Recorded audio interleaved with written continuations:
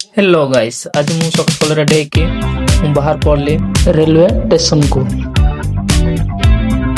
ତ railway station ପହଞ୍ଚିଲା ପରେ ମୁଁ ଟିକଟ କାଟିକି ବାହାର ପଡ଼ିଲି ପ୍ଲାଟଫର୍ମ ଭିତରକୁ। ତ ପ୍ଲାଟଫର୍ମ ଭିତରେ ପହଞ୍ଚିଲା ପରେ ମୁଁ ବସିଗଲି ଟ୍ରେନ୍।